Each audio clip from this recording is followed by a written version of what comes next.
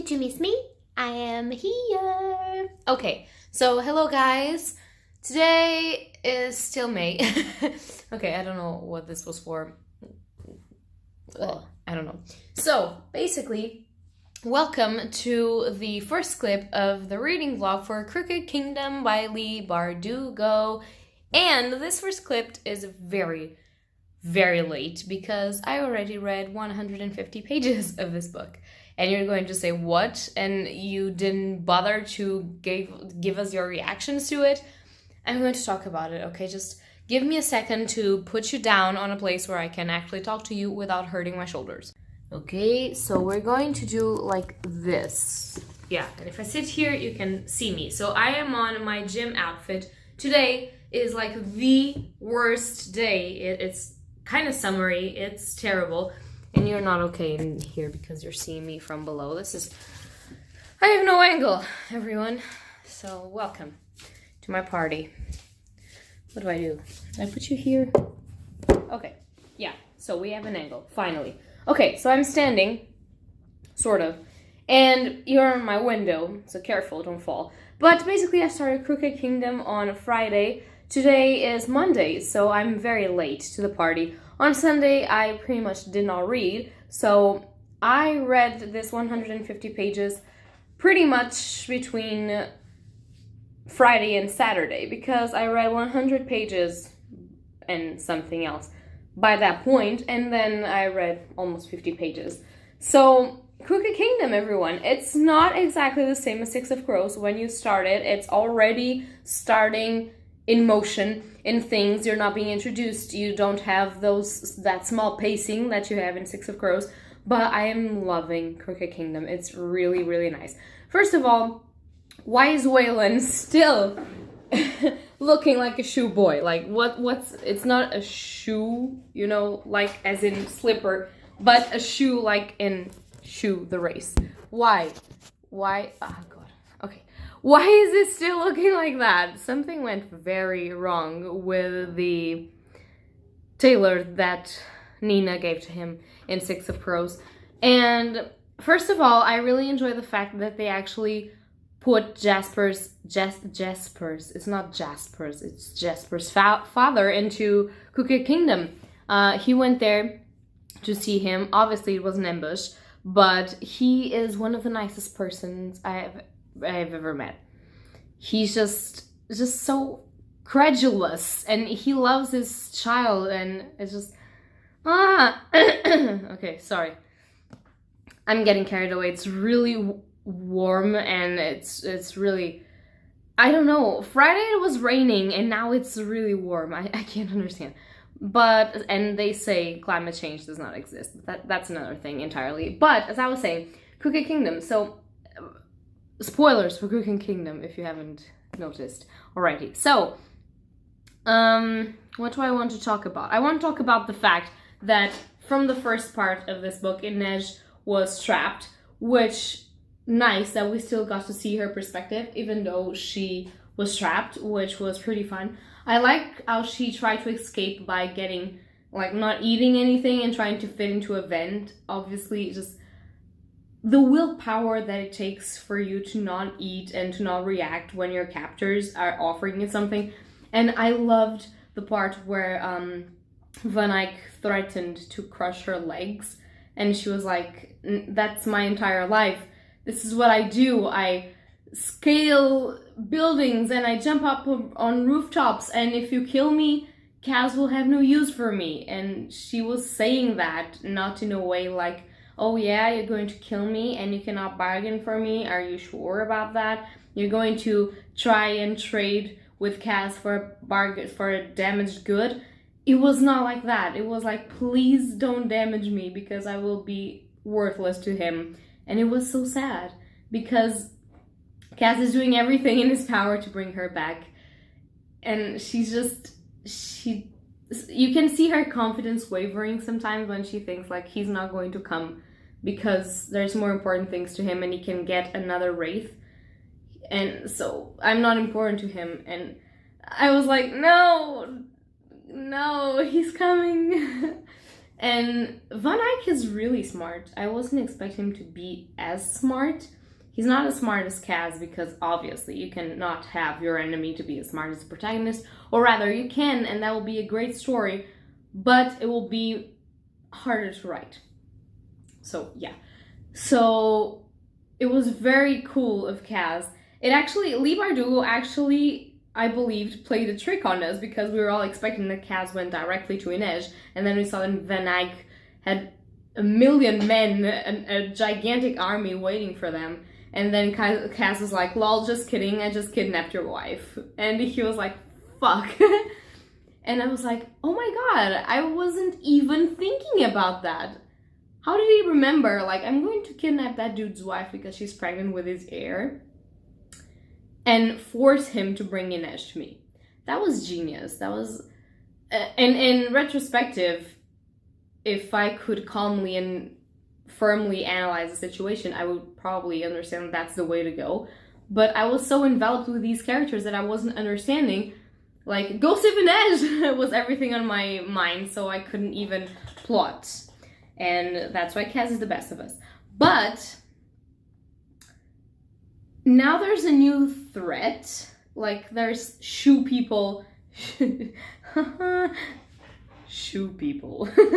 Okay, I shouldn't make fun of this, but how do you say shoe without saying shoe? You know what I mean? Like, there's the shoe and there's the shoe.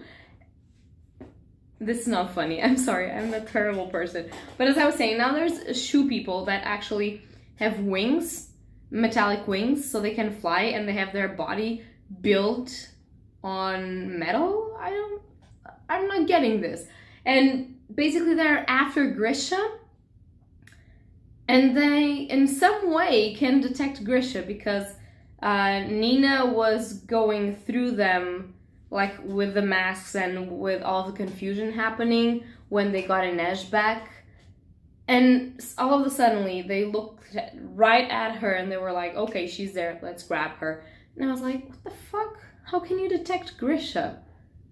It's really strange. And why do they want Grisha for? Like, I mean, that I know of, the Fjordans hate... No, the Ravkans have an army of Grisha. The Fjordans hate Grisha and they want to burn them alive, basically. And extinguish them because they're witches. And the Shu... From what I knew, some consider Grisha saints, and some of them don't really care about Grisha, and some of them want to make them slaves or something. But to look to the extent of having metal thrust into your skin, and wearing metal wings, and creating chaos in a city that is not really yours, to actually go search for Grisha, and for specific Grisha, because they actually knew where to search for the Grisha, like... That has to be for another reason than to get slaves, because if not, they wouldn't try so hard. They would try to pick them up at Ravka or something. So I'm very curious at where this is going, because I'm almost at 200 pages, and this is like 500 and something? 536 pages. So I'm not even halfway, but... I'm not at all that far either, now that I'm seeing. And how is this going to develop again? But it doesn't matter, I'm going to keep reading. But I'm very intrigued about this new thing, and I don't know how this is going to play in hand with the Pekka Rawlings thing and with the Van Eyck thing, because it's not solved at all. And yeah, I don't know how they... Obviously, I already know that Matthias is going to die by the end of this book. Which is the only thing that I know about this book, which is really sad because Nina and Matthias are my favorite couple of the series. I am desperate for Jasper and Waylon to actually kiss or admit that they like each other or something, because their vibe is just so cool. I love how they banter, and I love how they actually respect each other. Even though they began with not hating each other, but like Jasper did not enjoy the fact that he was a merchling, and Waylon did not enjoy the fact that he was like this hench sharpshooter sort of mercenary kind of guy with a gambling addiction. And I'm always worried that Jasper is going to fuck things up just for going to gamble. because they were running for their lives and he was already thinking, maybe I can go to that place to gamble for an hour and then I go see my dad and then I go back to the hiding. Like, no, you don't go gamble. People are searching for you, goddamn you. But I love all of them. And I know that Matthias dies, but I'm not sure how this is going to... Maybe he dies protecting Nina, because if they're after Grisha, and Nina is not okay. And I am not sure if her powers are developing in some way, because she killed someone not entirely knowing what she was doing. Like, she summoned some shit to get into his throat. I don't know what happened. And I believe that she does not know what happened either. So it was very, very strange. So her powers are changing and developing and getting complex, and she does not have a handle on them. She's like a baby learning how to take steps again. She cannot be like a heart render like she is, but maybe she doesn't develop her powers at all, and Matthias dies protecting her. Like, every time that I change a page, I'm always hoping, like, is it now that he's going to die? And this is stupid, I know, but whatever. And I love them. I like the dynamics between all of the characters together and then all of the pairings. But Matthias and Nina have one of the best dynamics ever. They have so much concern for each other, but at the same time, they're both soldiers and they both know they have to do what they have to do. And what it's best for most of the people might not be what's best for them, but they still have to do it, if you know what I mean. And it's just so interesting. And I don't know. I love them so much, partially because I identify heavily with Nina. Not only because she's a little bit overweight and I'm a little bit, like, I'm not obese or anything, and I have been training, doing fitness and whatever to be a little bit better with my body, but I'm also a little bit chubby, okay, and that's normal. I like it. I don't want to be a skinny girl, but I want to be a fit girl, okay? So I feel like that's better for my body and for my back problems and everything, so it's kind of a health sort of thing. But I identify with her, like, when she says, like, don't take my dessert away from me, I'm like, yeah, that's me in my life. Why? And when she's like, when Matthias is giving her chocolate chip cookies to the pregnant lady, I forget her name, and she's like, why are we giving away my chocolate thingies? Because they're mine. And Jasper calls her a dessert hoarding dragon, and I'm like, shit, that's me in my life. Like, legit, if you go to my cupboard in the kitchen, I have just a cupboard for myself that has so many chocolates that I'm not even eating because I'm not really that hungry anymore, but they're there, and every time that I go there, I'm like, yeah, those chocolates are mine. No, I can eat them, you know.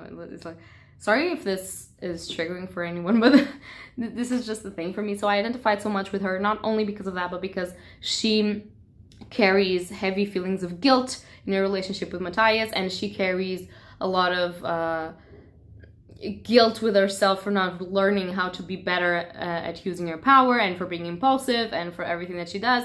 And she sacrifices herself easily for other people. Like, she stayed in the White Rose, or whatever that is called, to try and help Matthias, which is something that if I felt guilty with what I had done, I'd pretty much do that. And she went to the extent of actually taking Jur Param to actually help everyone escape in Six of Crows, which is something that I can see myself. I'm a person that actually believes in self-sacrifice if that helps the people that you love.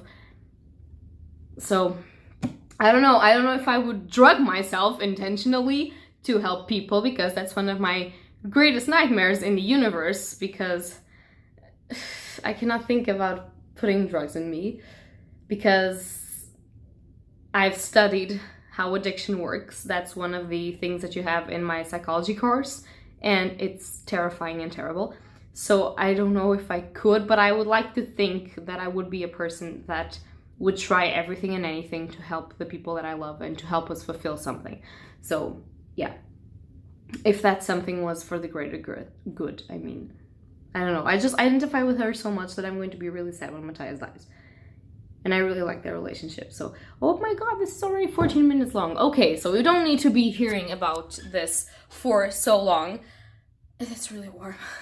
Ugh, okay, so yeah, I'm going to update you when I've read something else. Maybe when I'm on page 200 and something. I don't know. But yeah, I promise to update you more regularly now. And we will see how I like this book. I loved Six of Crows, so I'm hoping to love this one as well, but I don't know. So we will see. And that's going to be it for this update. Yes. Look, okay, I could not contain myself, and I had to read more before I update you. So, I am currently on page... Shit, this doesn't have a page number. Okay. On page 337 of Crooked Kingdom, which is a Jasper chapter. And, oh my god, he and Kaz just start fist fighting. And I was like, Waylon was like, can somebody please stop them?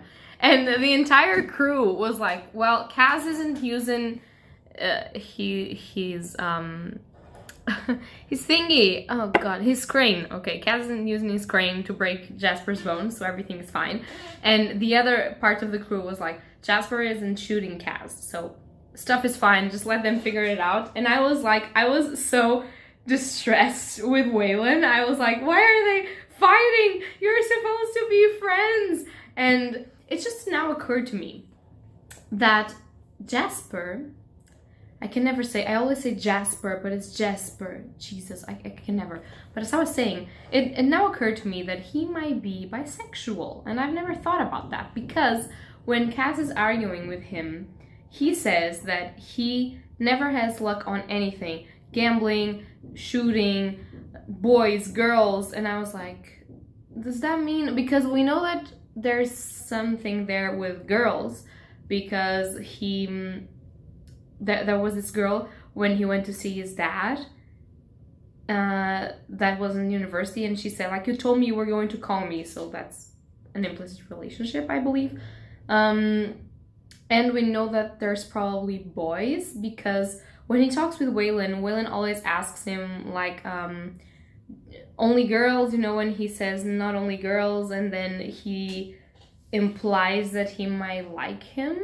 So, I mean, and the way that, I don't know, the way that he acts, I don't know, I think that he might be bisexual, which would be pretty cool, actually. But Waylon for sure has a crush on him, and I love it. I love it. We found out that Waylon's mother is alive. I hate Van Eck with all of my being. Like, who the fuck pretends that someone's mother just died and commits that person's said mother, the wife with whom he supposed had a happy life, to an asylum just to get rid of his son? Like, I don't know if his mother does have some mental issue, but even so, like, what's the point? And pretend that she's dead? Like, it's not the thing. And Waylon's reaction to her was so visceral. I was really indeed sad reading that, because it's terrible. And I love how in this book they're going more into, Leigh Bardugo is going more into Jasper's and Waylon's past. How we learn about what happened to Jasper's mom, and how she was also a Grisha, a fabricator, but she died trying to help someone, and that was beautiful. Of course, it was terrible and devastating, but it is beautiful.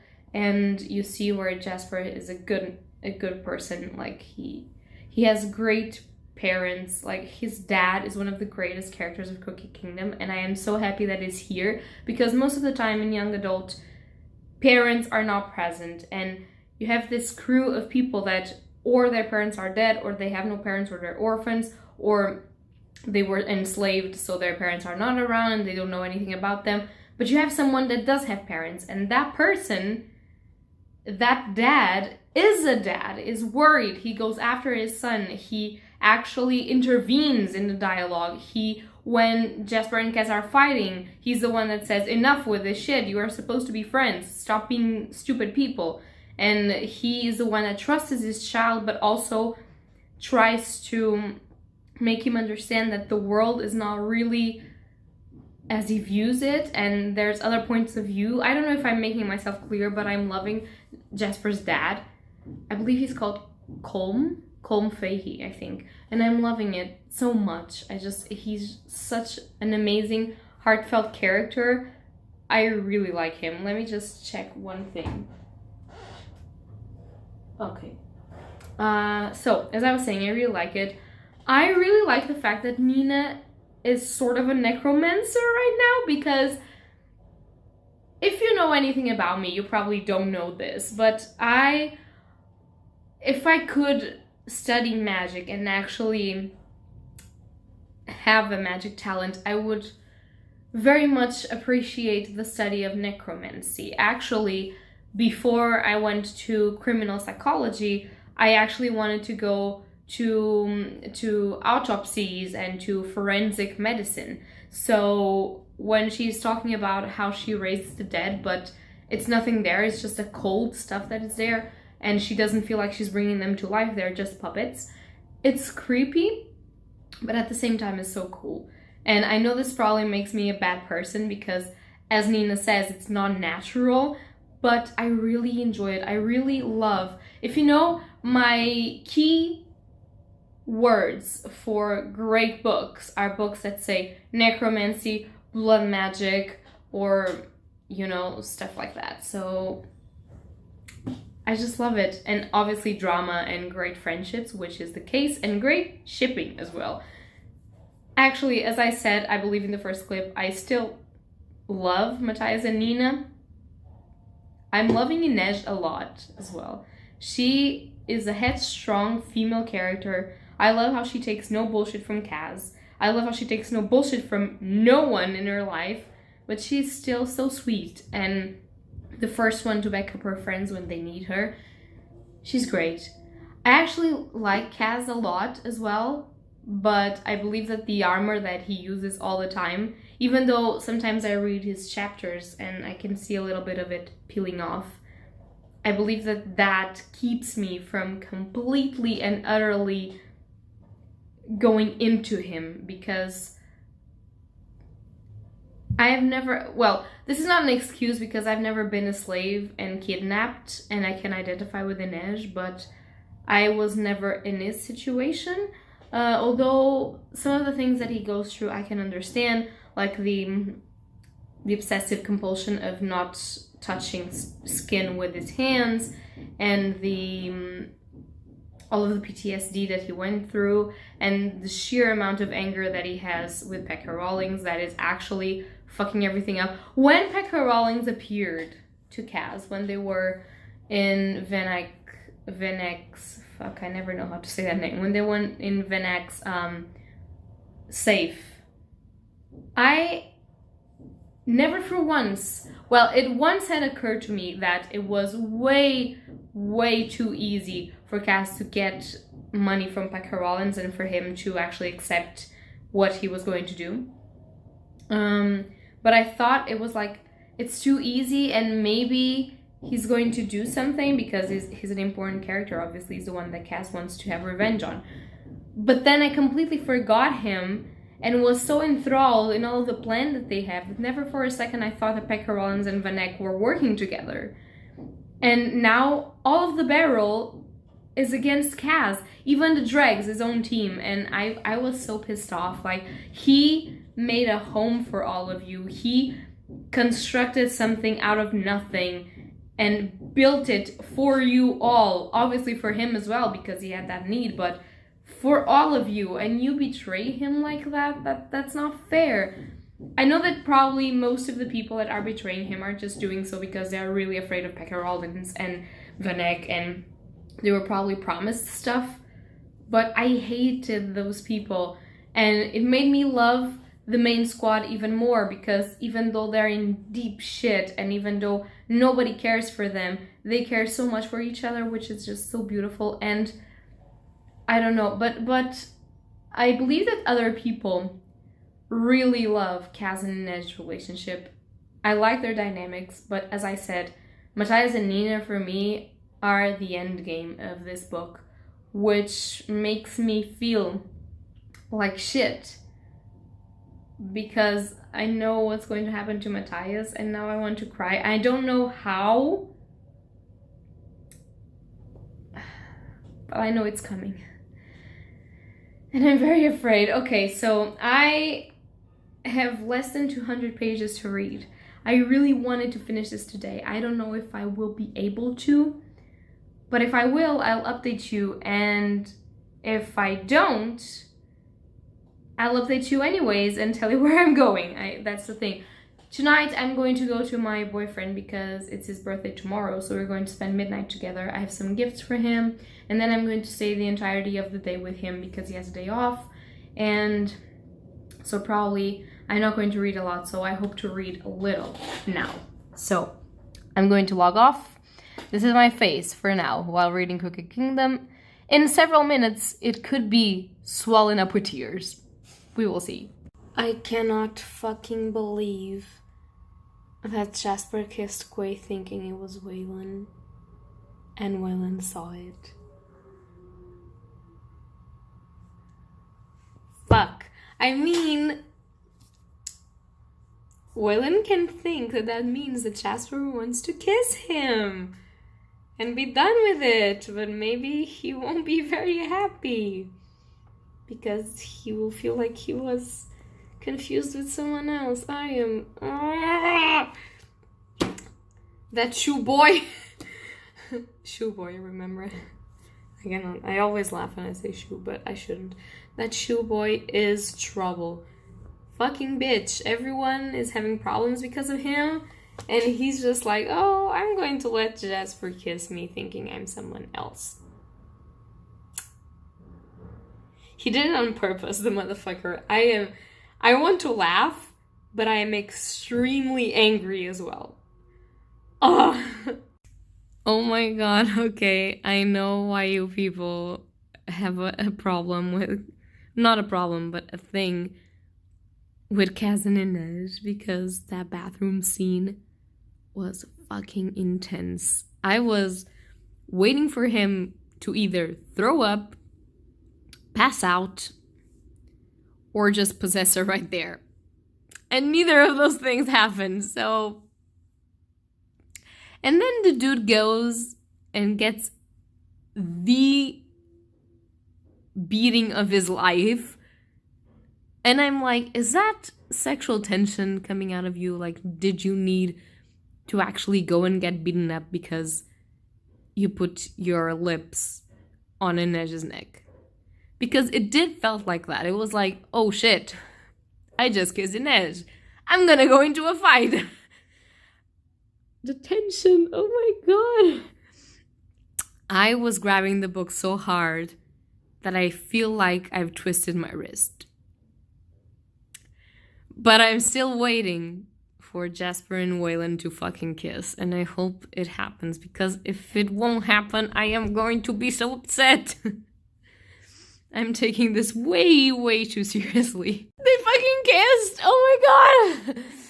I was waiting for Jasper and Waylon to kiss, and they did. Oh my god! Ah! Can you tell that I'm very happy about this? Because I'm very happy about this. I'm so happy. I should not be this happy. I mean, I have no reason not to be, but I'm so happy. They're just so cute. They're the cutest little cinnamons. Oh, I want to eat them whole. I love them so much. This book is destroying me. I am completely broken. Oh my god. I finished it. I finished it through the weekend, and I already started reading King of Scars, which has nothing to do with this vlog because I'm going to be doing a new one for that. I'm going to talk to you a little bit while I put my bookmarks in their place. So I have some new bookmarks to put. Okay, these are going to go here. Okay, so basically, I just finished Crooked Kingdom, and I am extremely broken. I knew that Matthias was going to die, but I had no idea how. And basically, what they do is, what Lee Bardugo does, basically, is that she tells you, like, you have a Matthias chapter in which there's this kid from Fjorda that actually hates him and points a gun at him. And Matthias is like, I was like you, you're just filled with hate, they're just using that to hurt you, and you will see that if you give it a chance, you don't want to hurt anyone, you are just like me. And the kid is like, I'm not like you, and you think that he's going to be able to overpower the kid. And then that chapter ends with people, with the narrator saying he was still surprised when he heard the gunshot. And I was like, okay, so he's going to die here, and probably someone is going to find him in the street.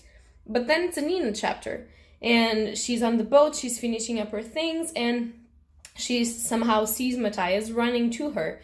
And I'm like, so he's okay. So the shot fired, but probably the kid missed or something. And he goes to her, and he's like, oh, I'm so happy that I got to see you and everything. And she's like, oh yeah, I'm very happy. And then it's like his jacket falls off and he starts like slumping, and she sees that he's bleeding from his stomach. And I'm like, are you seriously going to make me watch him die in front of Nina? They were my ship, they were my thing. And it was so hurtful to see. And she was like, when she understood that he was going to die, that there was nothing that she could do, first of all, she screamed for help, obviously, but no one came. And he was like, just let me get to my god. And he was like, she was like, I'm going to bury you in Fjorda, and you're going to be near your god, and everything is going to be okay. Sorry about that. And you're going to be home. And he puts his hand on her chest and he says, I am home. And he dies. And I'm like, bitch, why you destroy me? Why you destroy me like that? I couldn't even record my reaction because I was so overwhelmed with everything that was going on that I couldn't even speak about it, because it was just Jesus. And at the end, when they reach the rendezvous point and everyone wants to celebrate, but then they see that Matthias is dead, and they're like, we were all supposed to have survived this because we survived the ice court, we survived everything, and he wasn't even killed because of the plan that they had. He was just killed because of a kid, a Fjerdan that fucking didn't know what he was doing and was a bitch. And I'm so fucking revolted. I had no idea this is going to be this way, and I thought, well, he's going to die maybe saving Nina, or he's going to die because of the situation of the plan, saving someone, just making amends, just being a great man. And he died because this stupid fucking kid decided that he hated him and that his country had branded him as a traitor, and so he was going to play God and kill him. And I was so fucking annoyed. Even because of the lack of honor of the thing, like the kid shot an unarmed man. The Fjordans are supposed to be these warriors, these people with high honors and whatever. And in each and every page of these books, I just see them more as bitches. Because if you are honorable, you do not shoot an unarmed man. I was very pissed off. He could have just reach for him and, you know, I'm armed and I'm going to bring you to your people, to Driscoll, to be judged and to be taken back to Fjorda and to be judged as a traitor. Okay, probably Matthias would have overpowered the kid and he would just run away. But I mean, he could still die, but not in that way. It was just so... And then, like, the fact that Lee Bardugo gave us a fucking chapter of Matthias after he's dead, like, his last conscious thoughts, and he talks about, like, if you put together, I had seen this, but I had not understood this, because, of course, I had no idea what the series was about. I had seen, if you put the first chapter of Six of Crows and the last chapter of Crooked Kingdom of Matthias, you see that in the first chapter, he's dreaming about Nina.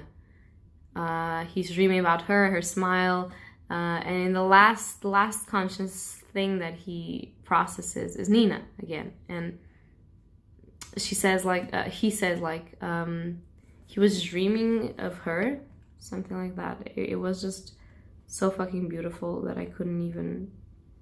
Matthias was dreaming again, dreaming of her, and it was like the first phrase that you had about his character in Six of Crows, and then is the last thing that you know about him in Crooked Kingdom, and I'm not okay. I'm not fucking okay. And I have read this. I finished this yesterday, and I'm still, I am not okay. What is this? But there was this part in here. Stop crying, Jesus. Okay, there was this part in here where Inej was facing the other crazy chick, the Dunyasha, I think, where she says, where Dunyasha says to Inej that the blood you spill is the blood of kings, because Dunyasha thinks that she's a Lantsov heir, and Inej says, wasn't that what every girl dreamed? That she'd wake and find herself a princess, or blessed with magical powers and a grand destiny.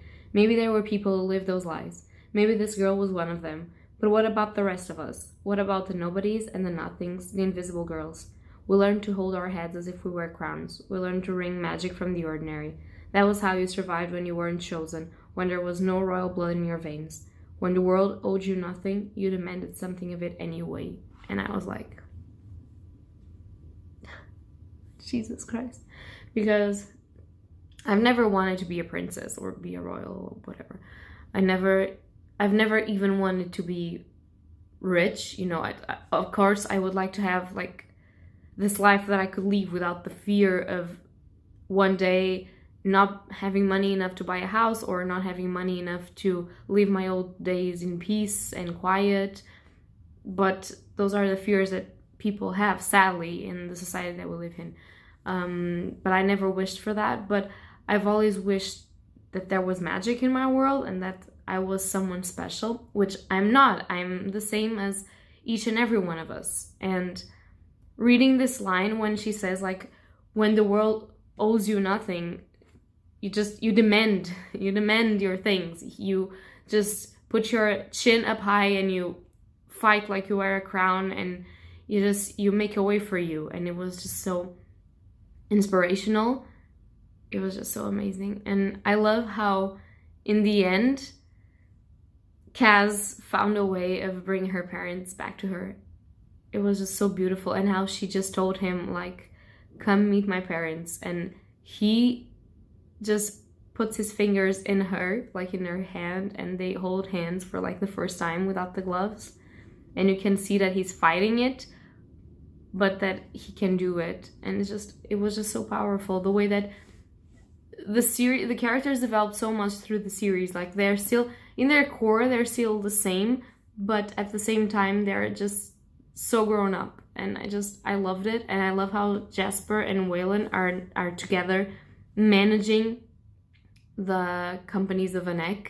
I think it was the proper thing to be done. I think that Kaz leaving that fake will where everything passes to Waylon was just amazing. I love how he could get his mom back. I love how they're constructing new things and how he's trying to be better.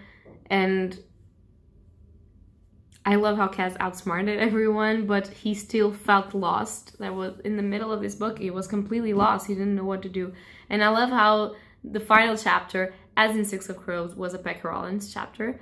I hate his guts, but I love how Inej went to him and she threatens him in such a glorious way. She's like, just fucking go away, because if you decide to come back to the barrel, there's going to be consequences. And he fucking goes away because he's so terrified. And I love how Inej grew up from a terrified young girl to a powerful woman. It's amazing. It's just, everything in this was amazing. I absolutely loved the Grisha trilogy. I did. And I know that a lot of people didn't, but I for sure loved Six of Crows and Crooked Kingdom more. yeah, a little bit more, yeah, I have to say, yes. So I'm very excited that I gave in into the hype because I really, really enjoy these books. And now I'm reading King of Scars, which you don't care because I'm going to be making a vlog just for that. So I'm going to be finishing my Crooked Kingdom vlog in here. And I hope that you guys enjoying the reading of the Six of Crows duology with me. I hope that you watch this vlog until the end. I know this is probably pretty big. I'm sorry about that, but my reactions could not be contained.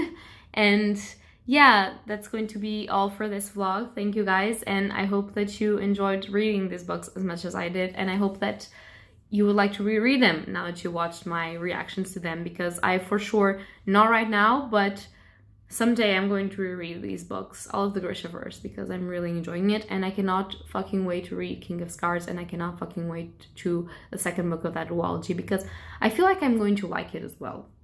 No matter, it will probably won't be as good as this one, but no matter, I think I will really enjoy it. So yeah, that's going to be it for this video. I hope that you guys enjoyed it. If you like it, leave a like or subscribe, and happy readings to you all. Bye bye.